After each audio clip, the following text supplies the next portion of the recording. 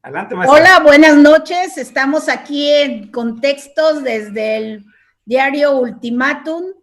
En esta ocasión estamos celebrando, bueno, en especial a las mujeres nos da mucho gusto la celebración porque en Chiapas nos adelantamos al resto de la República gracias a un decreto publicado el 20 de mayo de 1925, siendo gobernador César Herrera, donde se le concede el voto a la mujer en Chiapas mucho antes que al resto de la República. Y además algo excepcional, a los 18 años, cuando en esa época la mayoría de edad era a los 21 años.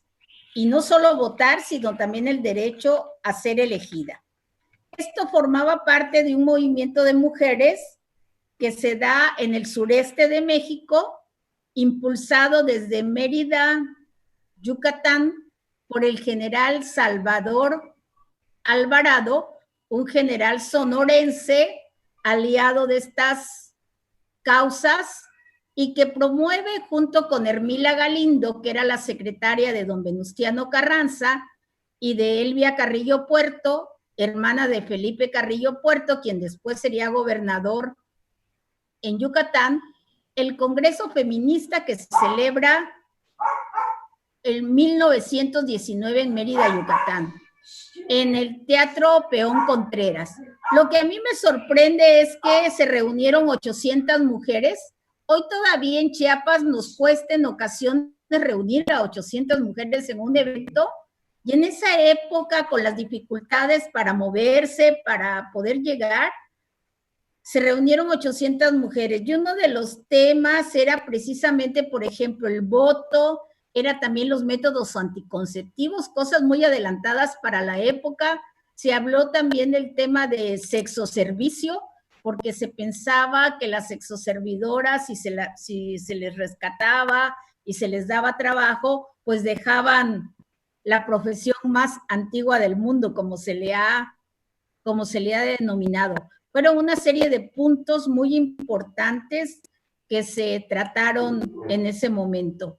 Y hoy precisamente el tema del voto en Chiapas coincide, a las mujeres, ¿verdad? Coincide con el tema de la violencia política, que es un tema que recientemente se elevó a delito a nivel federal, el tema de la violencia política, que es un tema que nos lacera.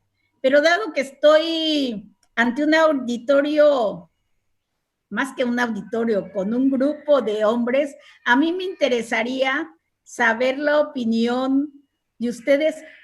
¿Por qué creen que la mujer, cuáles han sido los obstáculos o por qué creen que la mujer ha tenido tantos obstáculos para poder participar políticamente? Maestro Zavala. Me agarra usted en curva. Yo soy el más joven de todos ustedes. Pero pues allí en el magisterio hay una gran participación femenina. Mire, yo tuve la oportunidad de escuchar un rato el conversatorio, la dinámica que hicieron hace 2-3 días con relación a la simulación que decía una de las doctoras, una de las ponentes.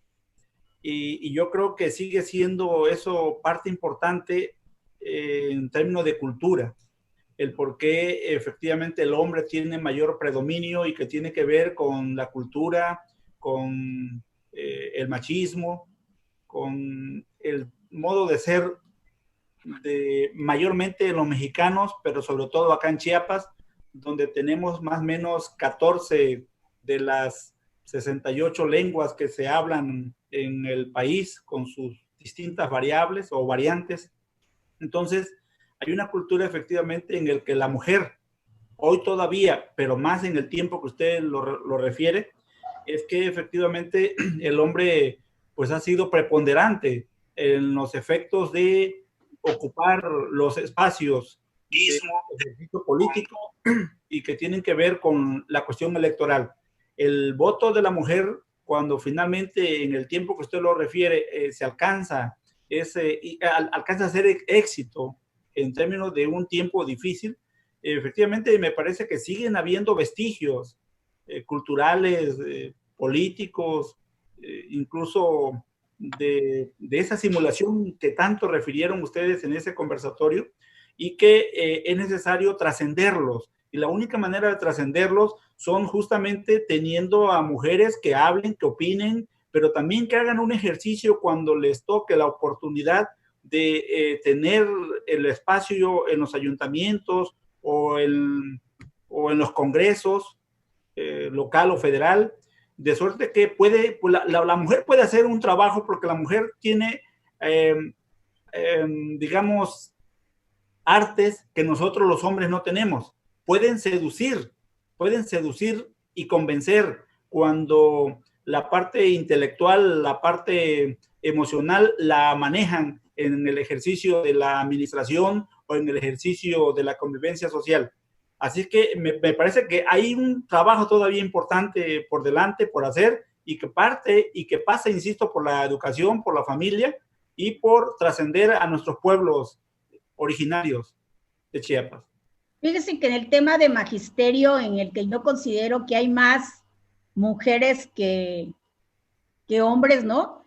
Ha habido pocas líderes, con excepción del Bester Gordillo, ¿verdad? Aquí en Chiapas, de Sonia Rincón, que fue líder de la sección 40, también ellas han tenido obstáculos para ser líderes, a pesar de que hay una mayoría de mujeres dentro del magisterio. Bueno, ya que tenemos acá a Juan Carlos Calimayor, que dentro del grupo es de los que han participado dentro de un partido político. Juan Carlos, ¿por qué consideras tú, o cuál dentro del partido, cuál es el obstáculo al que se enfrentan las mujeres? ¿Por qué los partidos políticos les cuesta tanto seleccionar a mujeres como candidatas? ¿No las ven como ganadoras? ¿Qué piensas? Mira, el gran tema acá, y voy a hacer dos comentarios, es, primero, buenas noches a todos, gracias por dejarme entrar,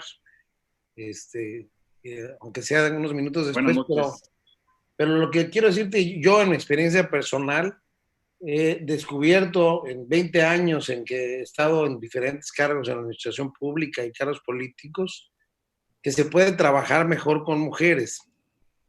Pareciera raro decirlo, porque igualmente hay hombres muy profesionales en el servicio público, pero tienen otra forma de trabajo, tienen una forma mejor organizada, más responsable, al menos en mi experiencia personal. Cuando a mí me preguntaban, que he sido candidato más de una vez, ¿con qué porcentaje? Pues con las que sean necesarias, pueden ser hasta el 80%.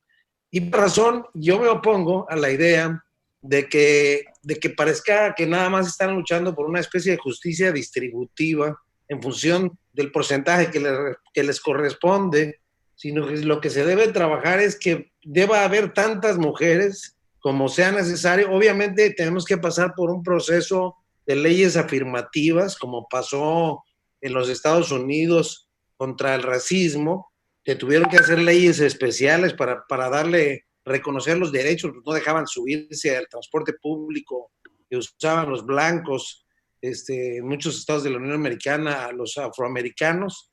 Pero, por ejemplo, yo te pongo el caso, y tú que estás más en contacto, no es nada más llegar por llegar. Hoy tenemos una mayoría por primera vez en la historia de mujeres en el Congreso, y salvo declaraciones aisladas, no veo yo que hayan asumido plenamente, por ejemplo, el día de la marcha feminista.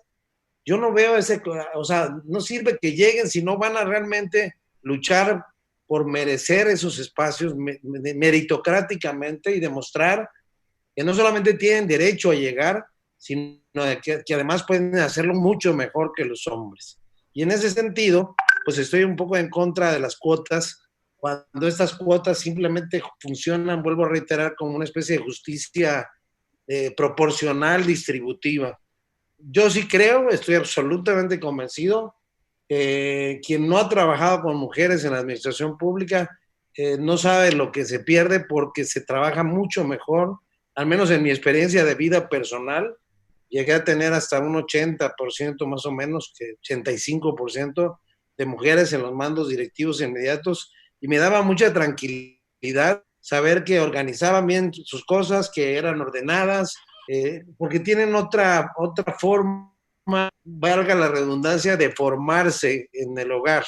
Y en ese sentido, pues creo que si hemos avanzado en que las mujeres logren posiciones, también tienen ellas el reto de demostrar en los hechos y no dejarles a ustedes, las mujeres que luchan por estos derechos, toda la tarea de seguir luchando por ellos, abriendo espacios y que esos espacios no se ocupen como debe, no los rellenen como debe de ser.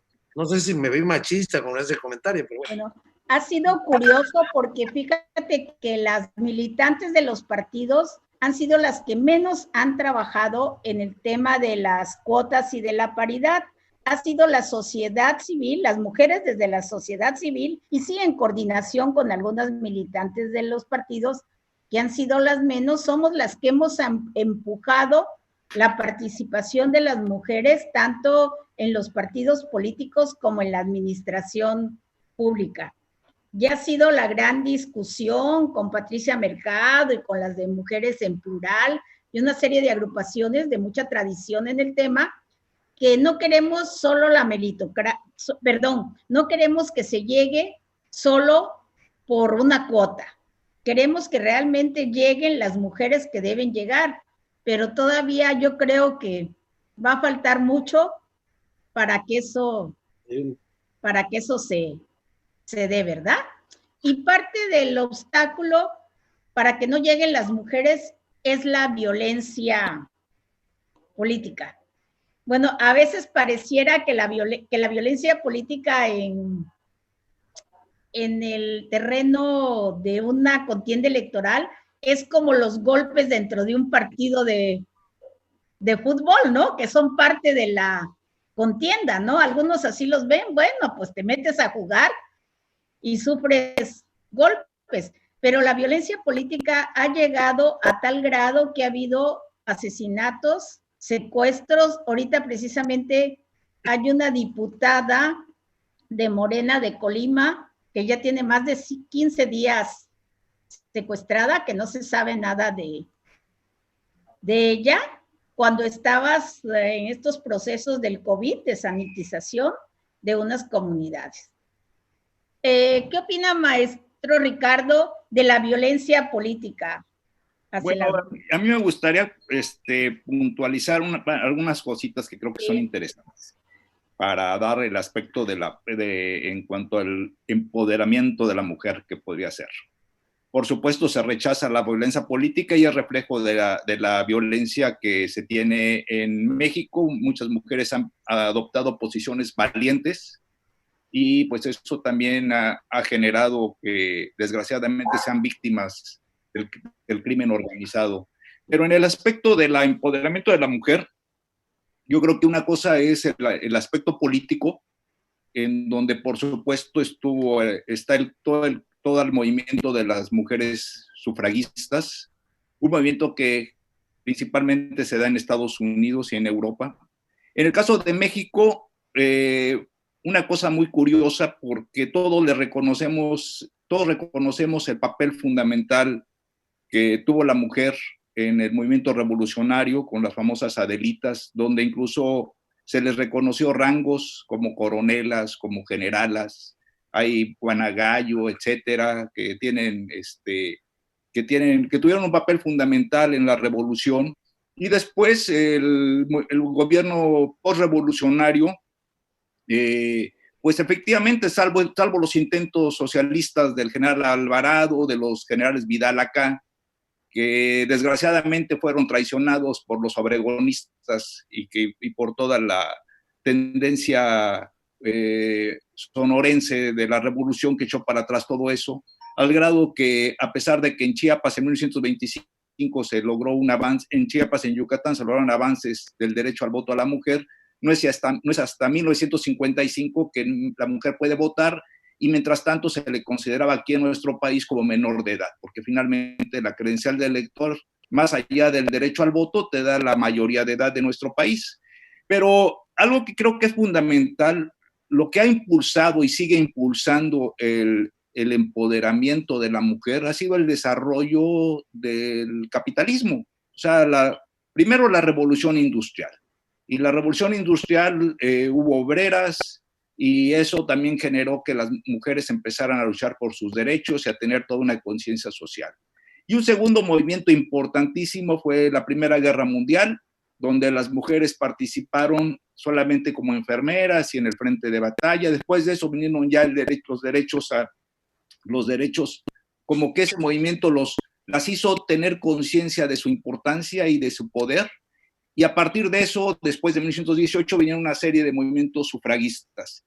Y después, lógico, pues la Segunda Guerra Mundial, donde bien sabemos que en el caso de Inglaterra, en Estados Unidos, las mujeres ocuparon los puestos que dejaron vacantes los hombres. Y eso también les dio muchísima fuerza para que tuvieran un papel fundamental en defender sus derechos. Actualmente yo creo que el empobrecimiento de la sociedad en general, pero sobre todo el empobrecimiento del hombre como proveedor del hogar. Es decir, ahorita es muy difícil encontrar el caso en donde el hombre pueda mantener por sí solo una familia. Casi siempre se necesita, más que por igualdad, por necesidad, que entren 2 salarios a la casa. Y al haber 2 salarios a la casa, obviamente al haber igualdad económica, hay igualdad o debe de haber igualdad de género.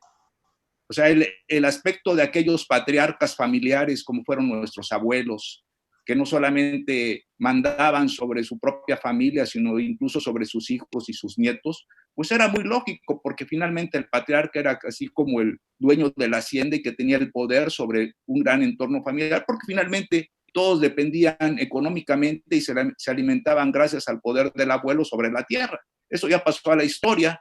Y ahorita cada día se dan los casos en que la mujer está mejor preparada y hay muchos matrimonios en donde el hombre gana mucho menos que la mujer y en consecuencia la mujer tiene un mayor poder económico y por supuesto un mayor poder en el matrimonio. Que gentilmente las mujeres acepten términos de igualdad en estas condiciones, pues qué bueno, ¿no? Eso es muy bonito y es un sentido de igualdad, pero eso se está dando.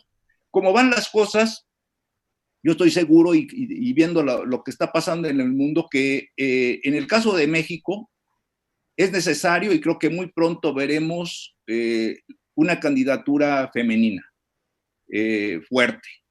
Ya sabemos que en anteriores procesos electorales han surgido figuras femeninas, digo que son primeros pasos, el caso de Mercado, el caso de Margarita Zavala. Podríamos decir que son antecedentes de ese movimiento, pero creo que se puede consolidar más.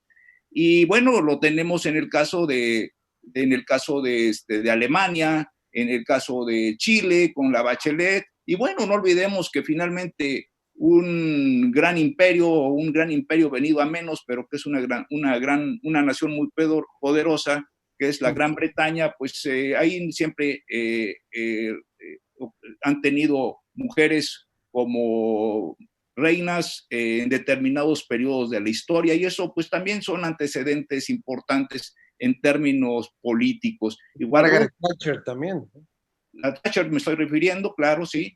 Y bueno, pues en Rusia la Catalina la Grande y demás. Pero creo que ahorita lo que en el futuro y muy pronto veremos en el caso de México una candidatura fuerte femenina y que ojalá esté respaldada por un buen proyecto político y que sea una alternativa diferente de lo que estamos ahorita viendo. Así es, en México ya hubo afortunadamente candidaturas de mujeres, ¿verdad? Que le perdieron el miedo.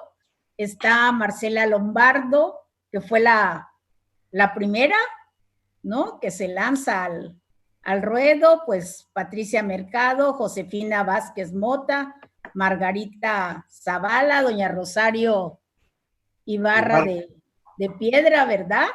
Y la llegada de doña Griselda Álvarez en Colima, que fue la primera gobernadora, pues nos animó mucho a las mujeres. Dijimos, pues si ella puede llegar, nosotros y Dulce también. María Sauri en Yucatán. Dulce María Sauri, ella la ocupa después de Manzanilla Chaffer, de cuando sale Manzanilla Chaffer, y además hay una anécdota de Dulce María, de admirarse. Ella le renuncia a Salinas de Gortari vía fax. Le renuncia porque en la contienda, en estas concertaciones que se dan en los partidos políticos, bueno, se hablaba de que había sido una concertación, le entregan Mérida al PAN. Creo que fue esta panista muy distinguida de Mérida. Hay una panista. Ana Rosa Payán. Ana Rosa, creo que fue Ana Rosa Payán a quien le entregan la Mérida.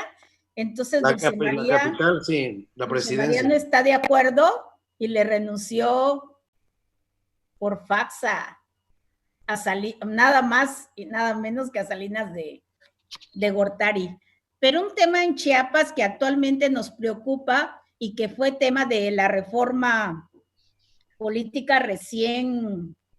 electoral recién llevada a cabo, es la simulación, porque detrás de las mujeres que ocupan cargos están los hombres. Están regularmente los esposos y en ocasiones no es solamente detrás de ellas, sino ocupando un cargo formal dentro del ayuntamiento. Están siendo síndicos o regidores o teniendo otro cargo dentro del ayuntamiento. Entonces, una de las reformas es que no pueden ser parientes, hasta cuarto, parientes, ¿verdad? De cierto grado, menos un esposo, porque el esposo pues no es pariente consanguíneo, ¿verdad? Pero sí lo es de otra manera, no como pueden ser, ¿no? Ocupar un cargo. Como pasó en Ochuc. Sí, pues ahí en Ochuc se divorciaron. Bueno. Se divorciaron para que Norberto y María Gloria, aparentemente, ¿verdad? Para que ella pudiera ser candidata. Ya ha habido casos les gustó. Así en Chiapas, dentro del anecdotario. Sí. Y entonces yo le quería preguntar al licenciado, al maestro Rumaya, ¿verdad? Que si eso se habla de que va contra los derechos políticos de los militantes, porque esto estaba dentro de la Constitución anteriormente, que no podía ser pariente hasta cierto grado del presidente o de la presidenta y no podías ocupar un cargo. Luego se quita de la Constitución porque en la Suprema Corte y en cualquiera de los tribunales se desechaba porque decía que era un atentado a los derechos. Es que sí es, en mi opinión, sí es violatorio de los derechos. Y entonces no sé qué opina el licenciado Rumaya de este aspecto. Pues, mira, yo creo que han salido muchas cosas ahorita que me parece que es muy interesante. Lanzaste una pregunta al aire que me gustaría retomar. Decías, ¿por qué particularmente en el sureste del país se había tenido esta iniciativa? Estamos hablando, vamos a ponernos en el contexto de 1925. Al principio del siglo XX se presentaron diversos movimientos en todo el mundo. Uno que es muy importante es el movimiento socialista. El movimiento socialista bolchevique ruso se alimentó a su vez de los movimientos anarquistas españoles, básicamente franceses, belgas, o sea, toda Europa estuvo muy impregnada de los movimientos anarquistas y gran parte de los movimientos anarquistas estaba conformada por las mujeres donde se tejían las redes de comunicación. Ese es un factor muy importante, es decir, ese es el factor político, los movimientos políticos que se están dando en el mundo a principios del siglo XX. Hay otro factor que es también igual de importante, ya lo mencionaba el maestro Ricardo, que es la aparición en boom de la revolución industrial. La revolución industrial del siglo XIX, que encuentra en el siglo XX un gran espacio, en cuenta también al gran sujeto que va a hacer la gran producción, y esa es la mujer, porque a diferencia del trabajo duro que normalmente hacían en el campo los hombres, la mujer tiene las capacidades de tener producciones, por ejemplo, en las textileras, que eran las que iniciaron la revolución industrial. Entonces la mujer empieza a ser un sujeto activo, un sujeto histórico activo, un sujeto productor en la revolución industrial, que empieza a masificar. Estos factores van a hacer que con un grupo político orientado más al socialismo y a los movimientos que se estaban dando en ese tiempo y que se ubicaron en el sur de México, y hay muchos ejemplos, por eso es que en el sureste se pueden empezar a ver esa gestación de la participación política de la mujer. Pero es hasta 1947 cuando se modifica la ley en México, en el 47. Se le concede el voto a la mujer en 1953 por Adolfo Ruiz Cortines, que había sido una demanda justamente y un compromiso en el sureste del país, y es hasta 1955 en una elección de diputados federales, lo que llamamos una elección intermedia, cuando la mujer tiene la primera participación. No es casual, también en el mundo están ocurriendo otras cosas. En 1948 se dio la Convención de los Derechos Humanos y Políticos en Bogotá, llamada la Convención de Bogotá, 1948. 3 años antes había ocurrido la Convención de San Francisco. Y en 1948, la Organización de las Naciones Unidas adopta la Declaración de los Derechos del Hombre y del Ciudadano. Aguas, el ejemplo aquí, el sujeto activo ahora va a ser el ciudadano. La Declaración de los Derechos del Hombre y del Ciudadano en 1948. Y se establece que todo el ciudadano, todos los ciudadanos tendrán derechos políticos y se asumen los derechos políticos, que después se van a venir a perfilar en 1966. Vamos a ver una declaración política, una declaración de los derechos políticos en el 66, pero no voy a ahondar en esa parte. De tal manera que lo interesante aquí es el tránsito de la calidad, primera, de persona, como se le daba, es decir, la ley de la que tú aludes es a todas las personas, dice. Y luego la declaración en 1948, cuando se sube así, es del ciudadano. Por eso es que empiezan una serie de reformas en todo el mundo para otorgarle a la mujer la ciudadanía. El gran triunfo es otorgarle a la mujer la calidad de ciudadano, porque no solamente con eso asumen los derechos políticos, sino también muchos derechos civiles, que eso es muy importante. En 1948, el contexto es, después del destrozo, digamos, de la Segunda Guerra Mundial, la necesidad de la recuperación económica. ¿Y cuál va a ser el sujeto el sujeto histórico, productivo, que va a sacar adelante la producción industrial? La mujer. Por eso es importante que se vea en un contexto como la mujer va adquiriendo muchos derechos a partir de la Segunda Guerra Mundial y todos estos movimientos que ya reseñamos, porque a partir de la Segunda Guerra Mundial incluso se empieza ya a teorizar sobre la igualdad, que antes no se hablaba, porque el modo de producción estaba muy orientado a una producción en donde el hombre tenía el monopolio de la producción y de la propiedad privada. En 1948 y después de la Segunda Guerra Mundial, la mujer se convierte en un actor fundamental para la producción. A partir de ahí van a venir muchas teorías, hay filosofía que ya hemos hablado aquí en otras ocasiones, ¿no? Viene la teoría feminista en los años 60 en Francia, viene una expansión y un rescate de las ideas liberales igualitarias de principio de los años 20, viene una expansión cultural después en los años 70, una contrarreforma y una contracultura en los años 70, en donde se habla de la liberación y de la igualdad, viene la pastilla anticonceptiva, que le permite a la mujer alejarse también del hogar tradicional que había existido. Viene un rechazo filosófico a las ideas de la Iglesia, a las ideas conservadoras de la Iglesia, y va a ser que en los años 80 viene un gran movimiento por la equidad de género, que se va a ver reflejado mucho en la participación política de la mujer. Termino diciendo esto porque sé que este es un tema que podemos discutir a fondo, ¿no? ¿Cómo lo vemos en la actualidad? Me parece que se ha avanzado mucho, afortunadamente. Yo no distingo en la igualdad y no creo, a diferencia de mis compañeros, que una mujer sea superior a un hombre, como tampoco lo creo que un hombre sea superior a una mujer. Hay cualidades distintas que tienen que ver con condiciones culturales, que tienen que ver con cuestiones contextuales, es decir, una mujer en dónde y en qué circunstancias. Tiene que ver, para mí, mucho el tema de preparación, tiene que ver mucho el tema de sensibilidad, tiene que ver mucho también el tema de las circunstancias.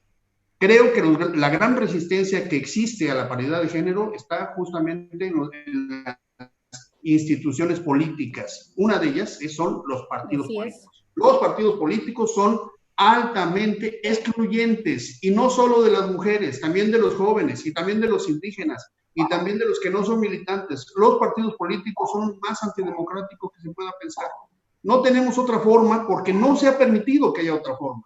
Pero por supuesto que los partidos políticos tienen el monopolio de la representación política, y eso es lo injusto. Lo injusto no es que seamos hombres o mujeres, lo injusto está en los partidos políticos. ¿Y por qué, decías tú, por qué las mujeres se convierten, digamos, en las propias detractoras de las mujeres? Porque al haber menos mujeres son las que ocupan los espacios, y esa es una condición humana independientemente de hombres o de mujeres. Hay un agandallamiento de esas mujeres que han estado siempre en esos puestos y quieren seguir siendo ellas, y no permiten la participación de nuevas mujeres, lo cual sería muy deseable. Y claro que ha habido abusos, muchos abusos, y Chiapas ha sido un ejemplo. Así como fue ejemplo en el 25 de otorgar el voto a la mujer, Chiapas ha sido el ejemplo de los grandes abusos. Menciono rápidamente el caso de las Juanitas llamadas Manuelitas, ¿no? O sea, mujeres que se postulan, ganan, pero una vez que ya ganaron, las hacen renunciar para que sean los maridos, los esposos, los amantes, los hermanos, los que lleguen al poder. Oigan, eso es lo más antidemocrático posible, pero lo seguimos viendo con la representación indígena, y lo seguimos viendo con la representación de jóvenes, y lo vimos con el escándalo del diputado en el extranjero, que le llamaron el diputado migrante, ¿no? O sea, las triquiñuelas de los partidos políticos no distinguen de género, y afortunadamente de lo que tenemos que meternos es a luchar, no solamente por la paridad, sino por la democracia. Y ahí hombres y mujeres tenemos que trabajar juntos. Sí, y la transparencia y rendición de cuentas. Bueno, Juan Carlos, contigo terminaríamos, ¿verdad? Creo. No, seré muy breve. Yo lo que decía es que esta etapa que está viviendo la humanidad en esta discusión, en el mundo occidental, porque los musulmanes se cuecen aparte y los árabes en general, pero esta discusión va a ser en el futuro estéril. La idea es que sea un estadio en la lucha por la igualdad. A mi hija, por ejemplo, no le acaba de cuadrar la idea de que las mujeres no podían votar, porque ya traen otro chip en la cabeza. Todavía como afirmativa ficta, como forzando la ley, está bien que se valga, pero ojalá que esto sea una discusión que quede en el pasado y que hombres y mujeres podamos participar en base a nuestros méritos sin ninguna discriminación. Así es, pues es en igualdad de oportunidades, ¿no? Igualdad de trato y igualdad de oportunidades que debemos de participar hombres y mujeres, ¿no? ¿Sí, maestro Zavala? Yo diría que efectivamente las mujeres tienen capacidad, tienen talento, y que desgraciadamente el machismo y el control en el uso, a partir del uso del poder, han sido relegadas, pero mi respeto y reconocimiento a ese esfuerzo que hacen no solamente en el hogar, como amigas, como madres, como esposas, sino como compañeras de trabajo, y que estoy de acuerdo en esa lucha por la paridad de género o la igualdad o la equidad. El respeto y la participación de las mujeres debe de ser permanente, constante, y creo que los hombres tenemos que luchar para que se preserven y se agranden en un futuro que debe ser distinto para nuestras hijas. Así es, pues muchas gracias, ¿verdad?, a quienes nos vieron hoy en Ultimátum a través del programa Contextos. Les agradecemos su presencia. Es un tema que da para más. Continuar, las mujeres estamos en esa lucha porque no exista simulación, porque los partidos políticos sean más transparentes en la elección de sus candidatos y de sus candidatas, ¿no? Esa es una exigencia de parte nuestra, la rendición de cuentas, el uso de los recursos para los programas de mujeres, y porque un día la violencia política sea algo que ya no exista. Y buenas noches. Buenas noches. Buenas noches.